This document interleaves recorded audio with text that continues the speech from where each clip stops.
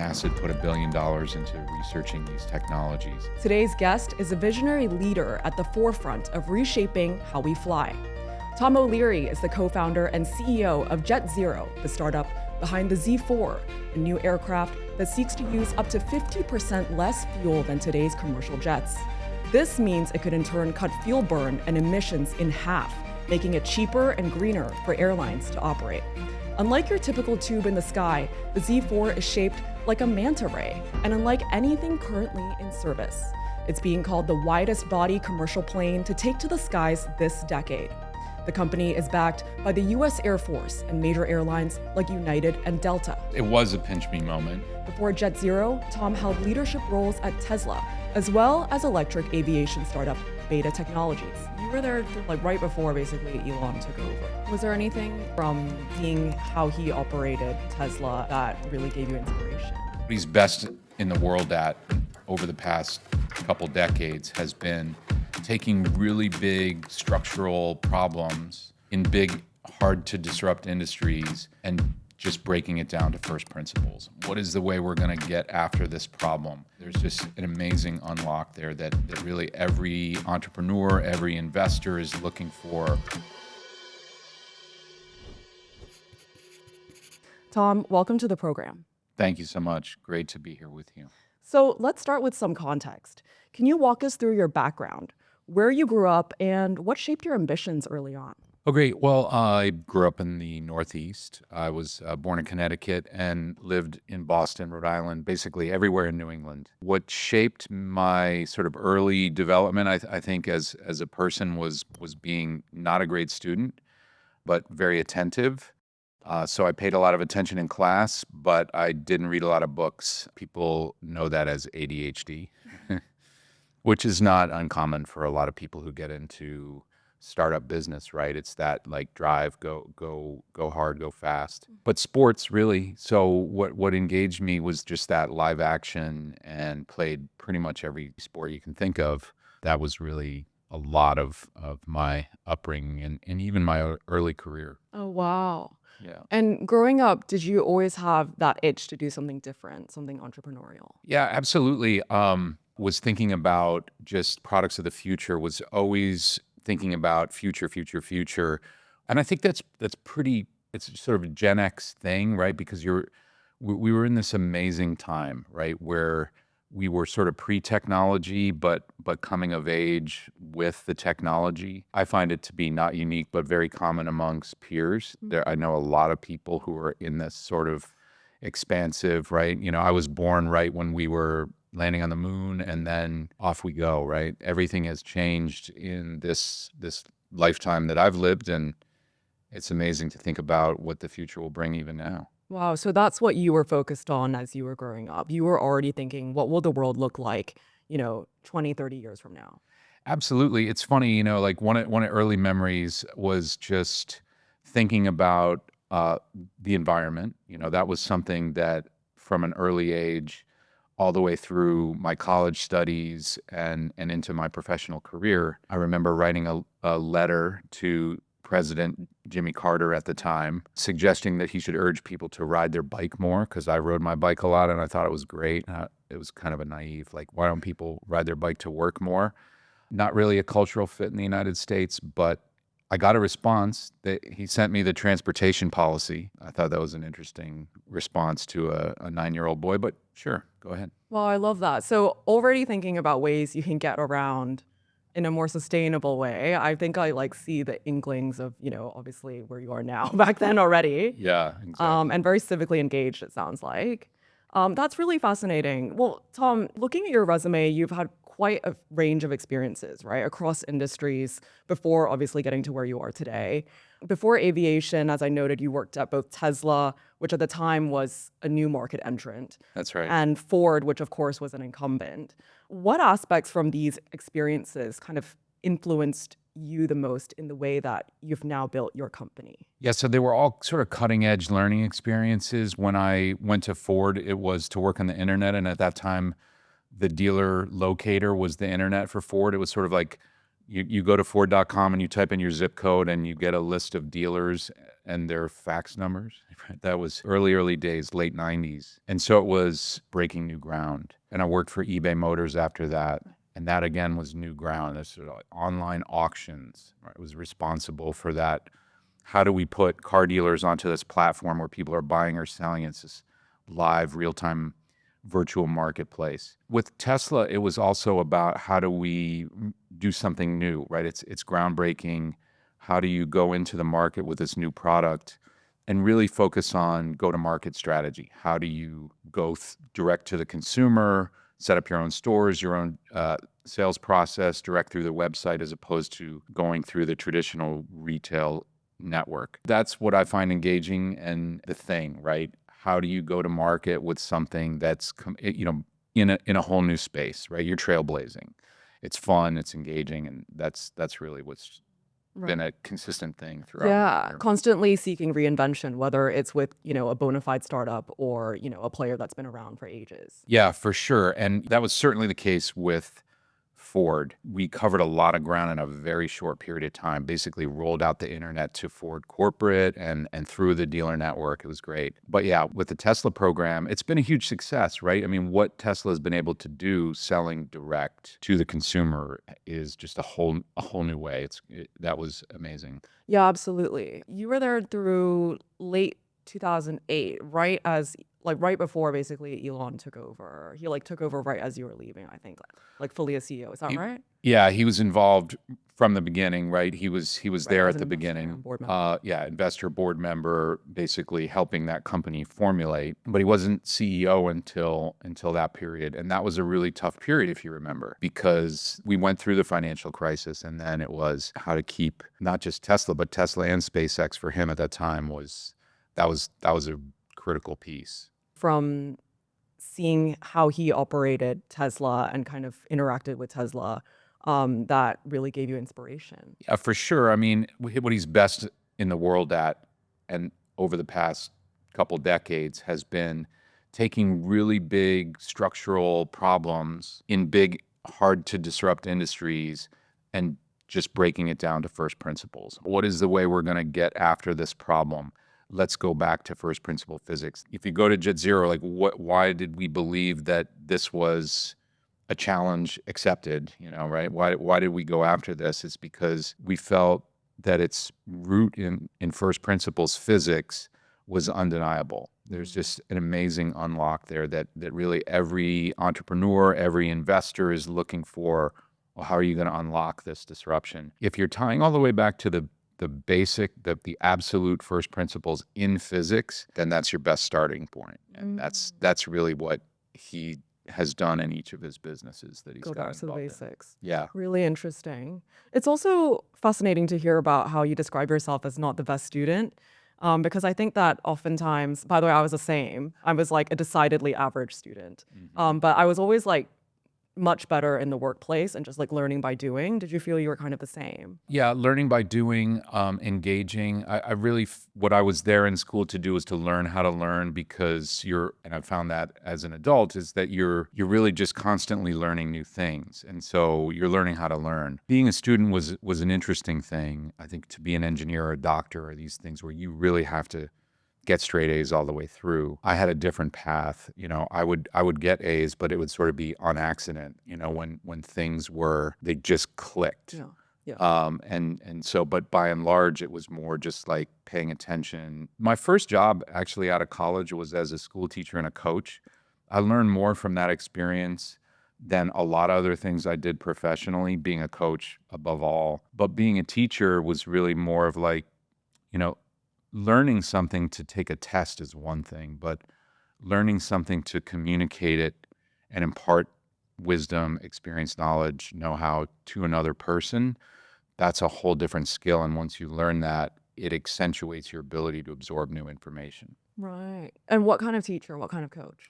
Well, everything from fourth grade students all the way up through high school. When I was in college, it was wild because when I was doing an environmental studies degree, that was in political science, but I minored in environmental studies before there was such a thing, right? I sort of cobbled it together by taking geology and geography and different classes that became environmental studies. but I would end up giving lectures at the, university level because there was so much interest in the topics that we were researching. It really just worked out that way. So really even up at the college level, and that was the most engaging thing. That's what keeps you on your toes. It wasn't, studying for the test. It was, how do you study to prepare to explain to people what you've been working on? Do you take the principles that you learned there from your time in teaching as a coach to your approach to corporate leadership now? Coaching, absolutely, positively. I think the place where it comes out the most for me is just in people often will ask about, like, okay, where are you at with management? How do you lead a startup? And those are the two key words, right? It's management or leadership. What you're looking for in a startup situation is you're looking for a team of leaders. So it's different, like in football, for example, when you're coaching football, the coach is, every play effectively is a timeout where the coach puts in a new play. In basketball, you're constantly coaching you're running an offense. It may not look to, if you're not a basketball aficionado, you may not realize that every time down the court, the offense is running a pattern play. In high school where I coached, it's every single play, every inbounds pass, it's all pattern play. Soccer, though, I think is the best analogy because there are no timeouts. There's no stoppages, stoppages of play where the coach has the opportunity to go, okay, everybody, set pieces, fine.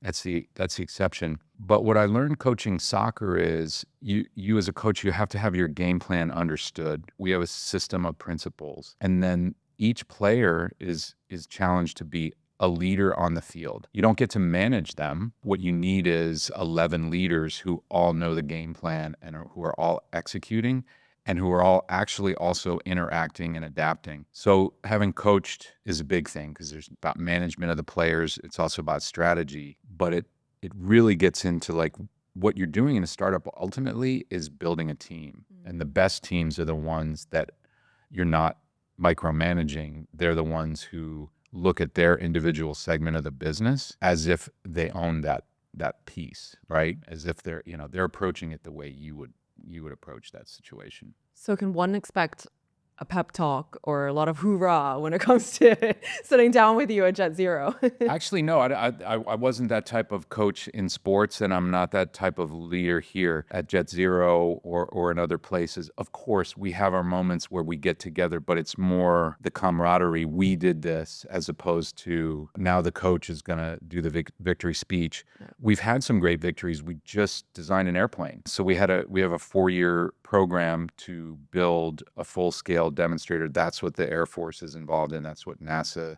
is involved in now, going back even further. But it was 2 years to design and 2 years to build. So happily, the team executed that design, read it out to the Air Force and NASA in our CDR, Critical Design Review. We executed that, and it's really more of the team coming together and all feeling good about the sense of accomplishment as opposed to big hoorahs. Right. I'm sure those will spontaneously erupt at various points in the business Right. as we achieve milestones. No, exactly. Well, more on that later. But, this takes us to JetZero, right? Yeah.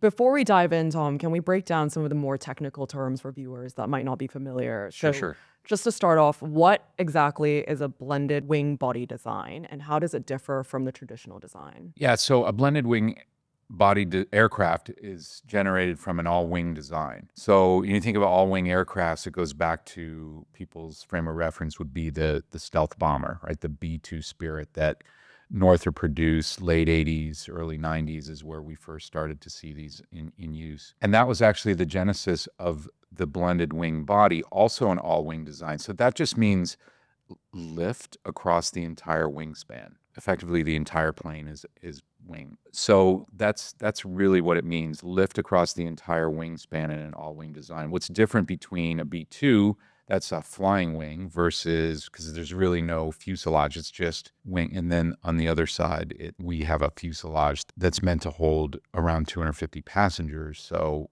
you have to blend that fuselage into the wing. And I know that you've mentioned that this plane that you're developing, it's intended to serve what you guys call the middle of the market, correct? Yeah. Tell us what that is again. Yeah, so interesting thing that's even even simpler than physics is geometry. The interesting thing about the airplane market, it's kind of staggering to think about, and it's one of the reasons why I was so excited to get into this particular market with this particular technology. There are no planes from 200 to 250 passengers in the market today being sold. This is a staggering thing. Can you imagine if there were no 4-passenger cars? We've got 1, 2, and 3, and we've got 6 and 7, but we got 5, 6, and 7. We got no 4-passenger cars. If somebody then invented a 4-passenger car, you'd say, wow, that's in the middle of, seat class. That you're probably going to do pretty well with that. That's really what's happening here.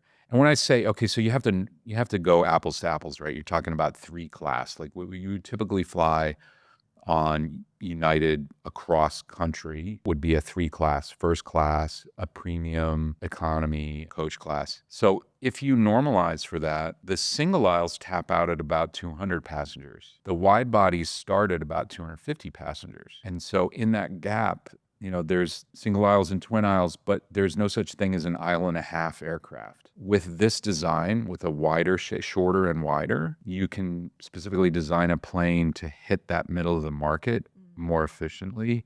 And it's something that the airlines are really thirsty for. Yeah, and I've seen that these are basically usually, things like long transcontinental flights, right? Like let's say like LA to New York, would that be like an example of a route? Or like Boston to Dublin or something like that, where it's maybe too long for a narrow body, but doesn't justify the wide body jets. Doesn't justify, or it's just way more efficient to fly with this super aerodynamic shape. So we can get up to 50% based on multiple factors, right? So lift, weight, drag, and thrust. Those are the 4 forces of flight. So we speak to all of them. It's a lifting body. It's lower weight, all composite aircraft. It has lower drag, and it requires less thrust, which actually a smaller engine means also lower weight and lower drag. So there's kind of a virtuous cycle there. So that's inherently more efficient than a wide body flying a cross-country flight, for example, which both wide bodies and narrow bodies can fly a cross-country flight, but we can fit more passengers than the narrow body, and we can do it more efficiently than the wide body. That's the middle market. So you're absolutely right. It goes effectively from a cross-country flight, a North Atlantic flight, a Boston to Dublin for sure. That's where the sweet spot for this aircraft, because middle of the market doesn't just mean passengers. Right. It also has the connotation of range. Right, exactly. So let's talk about the origin of the business. Right. What exact problem did you and your co-founder, Mark Page, see that led you to the founding of the company in 2020?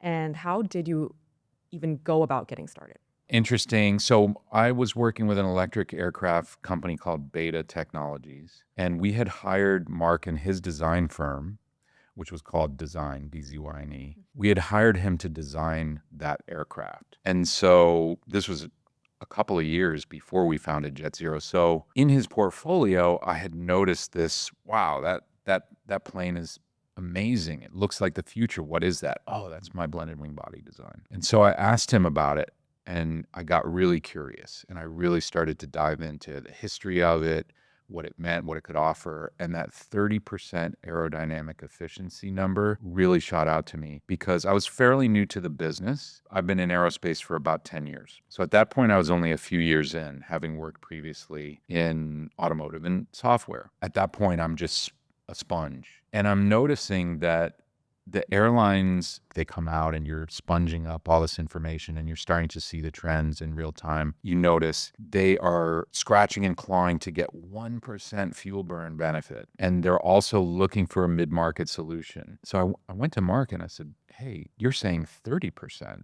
And over here, I'm seeing anywhere from 1% to 3% is worth an investment of millions and millions of dollars on the part of the airlines. Why aren't you taking this to market? And I kept pushing him. And eventually he came back to me and said, well, I'm on the engineering side. I've never built a business. You're the one who's been with all these businesses that have grown. Beta has become a really successful company. Before that, Tesla and some others that I had worked with. And he said, how do you do it? Which was really your question. Like, how did this happen? And my answer to him was simple. You just do it. And he's like, I know, but what does that mean? And I said, That's the only explanation there is. Like, startups of this nature do not come by sitting down, in my opinion anyway, and I haven't seen it this way, by sitting down and putting your MBA hat on and writing this 400-page business plan. It starts by looking at, the basic building blocks of how you do something and just attacking them. You just go after the most important things that allow you to build a story that you can take to really all the people that it's going to take. Because something, for example, with JetZero that's this big, to go after building big aircraft, you really have to build a broad coalition. No, absolutely. So what, you guys had a conversation and then it was probably many conversations. And then it was kind of off to the races, right? Like you decided to leave your job and go off with him and start your own venture. That's essentially what happened. Yeah, exactly. And the way it worked for me, he actually showed me a picture of this. He came over to my house and said, how do you do this? So I thought of all the different things that had to be done. I put each one of them on a Post-it note, colorized them, and then I put them on the wall. And so when he came over, he was like, what is this? He's all these Post-it notes all over the wall. Kind of mad scientist vibes. Exactly. And it's just like, these are the things that we would have to do. Which of these things seems impossible once you break it down to a thing on a Post-it note? And of course, anything looks possible if you can break it down to a thing on a Post-it note. So I think that gave him the confidence of saying, like, okay, I don't know how to build a business, but clearly you know what the constituent parts of this thing are. And each of them looks discrete and doable. We just have to attack them one by one. It's really actually more just about belief. You have to believe that something's worth doing, and you have to know that you don't know everything about it. You understand the destination and you commit yourself to the journey, even though you don't know what the road is going to be like between the starting point and the destination. That's okay. Just take the plunge. Yeah, exactly. A lot of people want that certainty. In aerospace, it's called ATP, authority to proceed. So that's what would normally happen in a big business, and a big aerospace business is you would go in and present your whole plan of how you're going to, and then they would give you authority. And that basically means we're backing this thing from the beginning until you're successful. Well, it's funny you talk about belief because I was going to ask, we've heard so much about the future of flying in recent years, right? As a reporter, I've previously covered flying taxis, autonomous passenger drones, China's effort to build the C919, its first large homegrown passenger plane. Yep. I think the challenge is that sometimes people can feel like this is literally a pie in the sky, right? In this specific case, how did you convince folks to get on board? Did you have to grapple with that kind of skepticism? Well, in our case, it's a piece of pie in the sky, right? Everyone likes to talk about how it's a triangle-shaped plane. So not the whole pie, just a piece. A slice. Yeah, just a slice of pie. The beauty of this is people like pie in the sky. They want you to go after the future that we all want to live in. And we think of ourselves simply as humble servants of a future that everybody wants. Who doesn't want to fly on a more efficient, less polluting, less noise, more comfortable, more commodious, more future-oriented plane with better tech?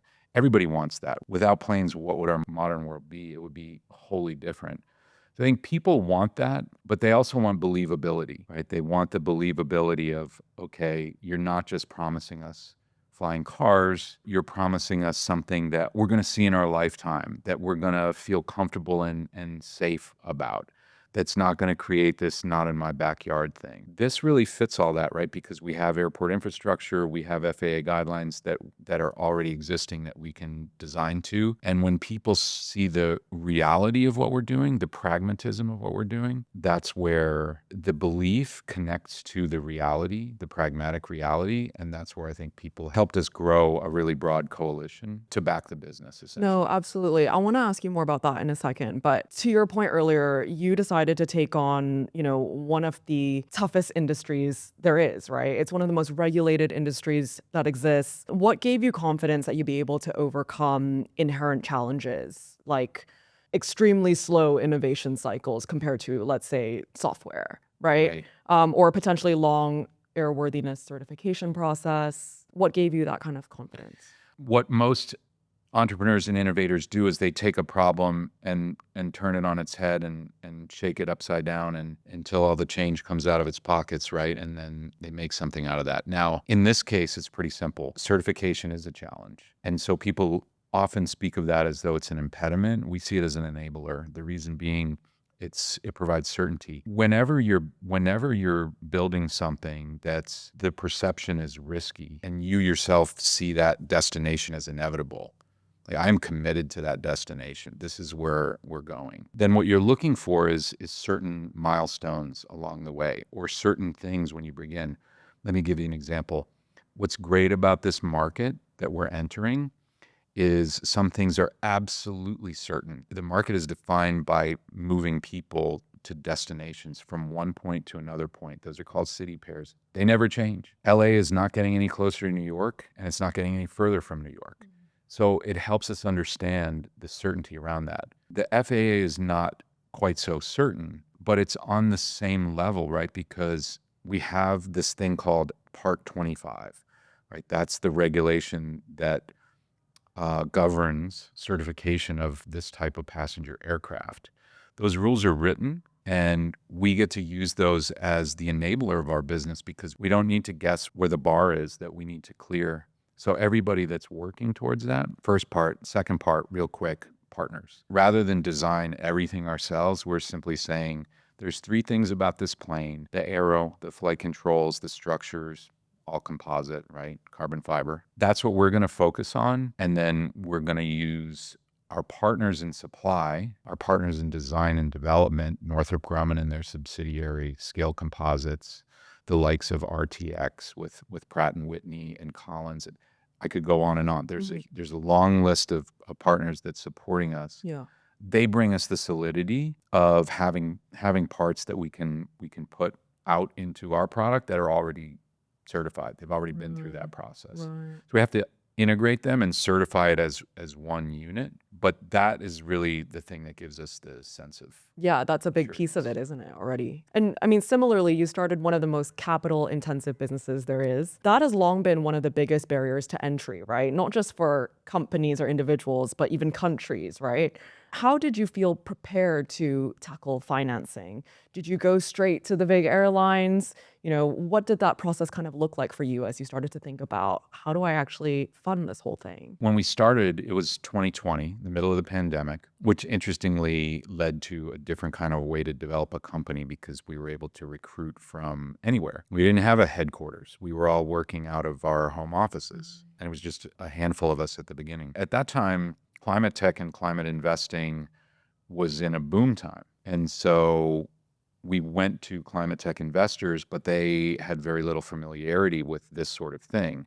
Now, obviously, in order to address things in climate, you can't just solve it with software. You have to build big things like power plants and boats and planes and trucks, and that's something that you need to do. But the climate tech investment community wasn't really set up for that. That's why we went directly to the Air Force, to the airlines, to the supply chain. And we said, you on the supply side would love to have more people to sell your products to. And on the demand side, the airlines really needed a solution for the middle market. They needed a solution for lower fuel burn and all sorts of other things. So we solved for supply and demand as opposed to doing the traditional venture, hey, here's the pie in the sky, $1 million checks, and we'll go in that direction. We really had to pull back, regroup, and adjust, not pivot, because we're building planes. We're not going to pivot to building a video game, but we had that opportunity to go back and say, okay, what's our best path? Yeah, that's interesting. I was going to ask about investor appetite as well, but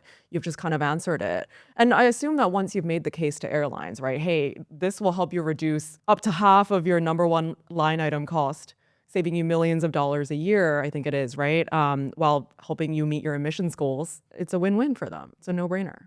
Yeah, for sure. There's so many. The more they scratch through the surface, the more they realize the benefit. I mean, if you look at all of the top things that are what you would call growth impediments to the business, this plane really addresses them. So, I mean, if you go back, it depends. Depends on what your perspective is, right? If you ask the FAA what's the impediment to growth, they might say, well, noise at the airports, pollution at the airport, particulates from emissions around the airport. The airlines themselves would almost certainly say fuel burn and emissions. If you ask the passenger, what's your impediment to flying more often? They might say price linked to fuel burn, but they might also say comfort, right?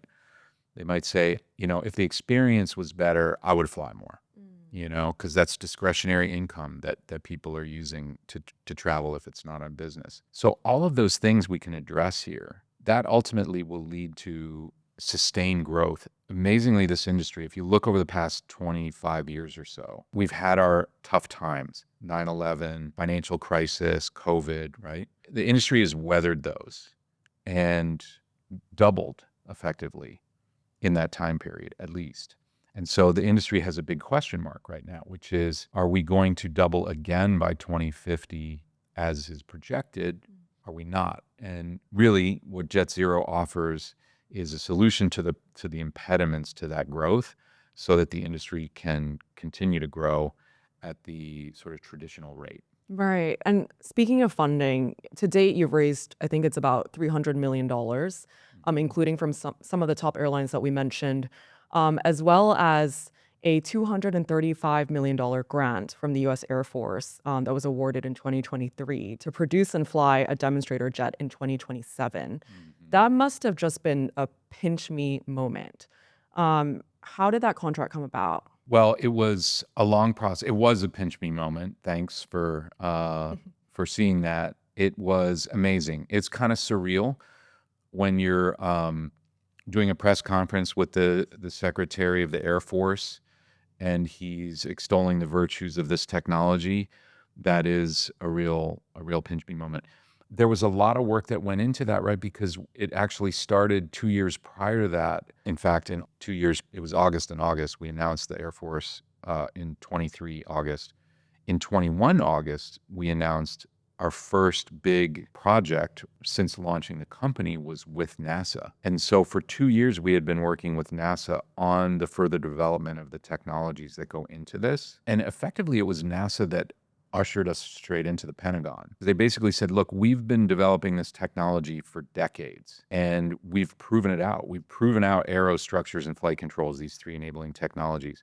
So they walked into the Air Force and said, hey, we heard you're looking for a 21st century plane for 21st century problems, range, payload.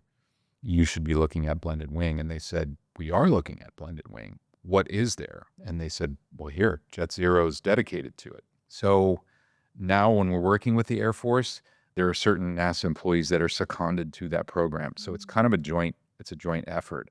And also the FAA is involved already, and certain research institutions. Georgia Tech, for example, is a leading aerospace program among universities, and they have representation on the program.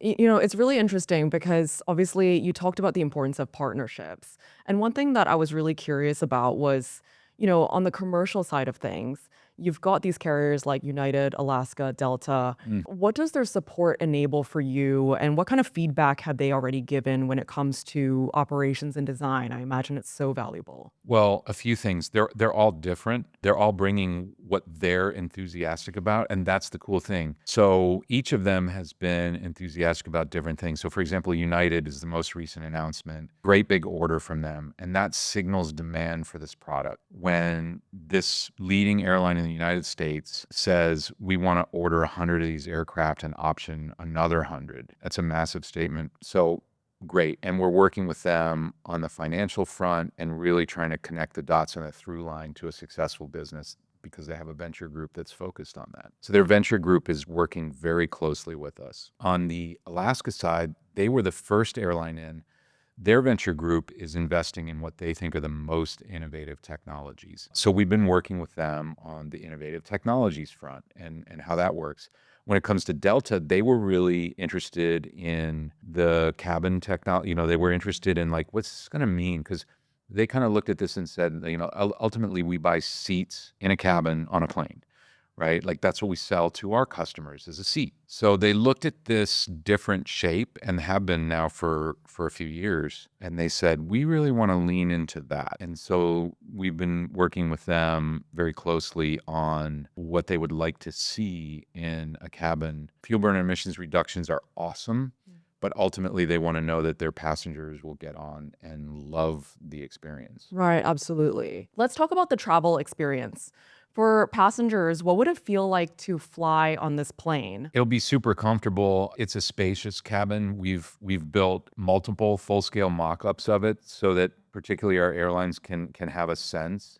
The first question people ask is, how many windows are there? Are there windows when you're in the wing and so forth? And the answer is it's not about the windows because we have virtual windows all around us, in our hands, in our laps, on the seat back, and those have exterior views. It's really more about how spacious is this? How comfortable is it? And so it's really bringing a premium experience and upgrading really every seat class. That's the idea. I've seen it described as a so-called living room in the sky.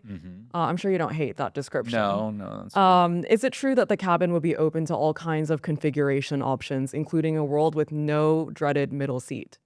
That is absolutely true. There are 6 separate compartments by design. Yeah. And so they could be set up as 6 different seat classes. That might be a little bit complex or a bridge too far, but maybe not. It's really up to the airlines to make that decision. Yeah, it's really fascinating to see how you've been able to try to innovate in this way, but then make it clear that it's up to the carriers to kind of plug and play as they wish. Yeah. It seems like that's one of your approaches, right? Balancing innovation with a flexibility to, if someone's resistant to change, maybe. Exactly. We want to be able to do kind of mass customization, right? Where we give them a palette of choices to go to so that we can mass produce, but we absolutely want to give them flexibility. What about powering the plane? There's a lot of movement around sustainable aviation Mhm. fuel and hydrogen powered aircraft.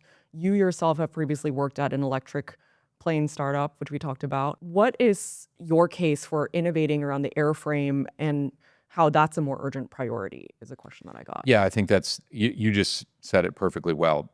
Innovating the airframe is a more urgent priority than propulsion. Using Jet A engines, the riskiest thing that you can have in an aircraft development program is a new engine. You need reliability in the engine. So our choice was let's use existing burning regular jet fuel. That's the way to go. You begin with the end in mind is you need a more efficient airframe. Once you have that, you're lowering the cost to more expensive entrants, right? Anything that enters the market tends to be a little bit more expensive at the beginning until you get the economies of scale.